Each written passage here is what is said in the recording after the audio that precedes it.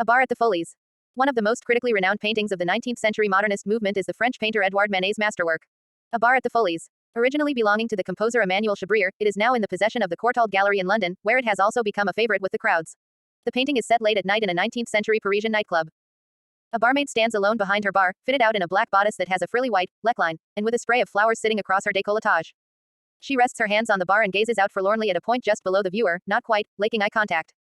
Also on the bar are some bottles of liquor and a bowl of oranges. Much of the activity in the room takes place in the reflection of a mirror behind the barmaid. Through this mirror we see an auditorium, outlined with blurred figures and faces, men in top hats, a woman examining the scene below her through omoculars, another in long gloves, even the feet of a trapeze artist demonstrating acrobatic feats above his adoring crowd. In the foreground of the reflection, a man with a thick mustache is talking with the barmaid.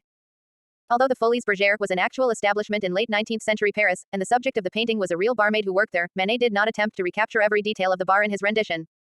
The painting was largely completed in a private studio belonging to the painter, where the barmaid posed with a number of bottles, and this was then integrated with quick sketches the artist made at the Folies itself. Even more confounding than Manet's relaxed attention to detail, however, is the relationship in the painting between the activity in the mirrored reflection and that which we see in the unreflected foreground.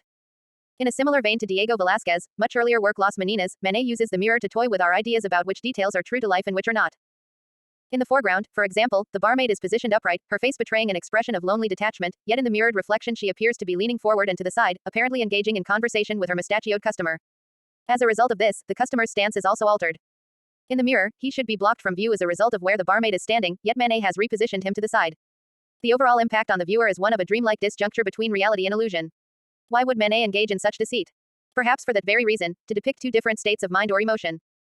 Manet seems to be conveying his understanding of the modern workplace, a place, from his perspective, of alienation, where workers felt torn from their true selves and forced to assume an artificial working identity. What we see in the mirrored reflection is the barmaid's working self, busy serving a customer. The front on view, however, bears witness to how the barmaid truly feels at work, hopeless, adrift, and alone. Ever since its debut at the Paris Salon of 1882, art historians have produced reams of books and journal articles disputing the positioning of the barmaid and patron in a bar at the some have even conducted staged representations of the painting in order to ascertain whether Manet's seemingly distorted point of view might have been possible after all. Yet while academics are understandably drawn to the compositional enigma of the painting, the layperson is always likely to see the much simpler, more human story beneath. No doubt this is the way Manet would have wanted it.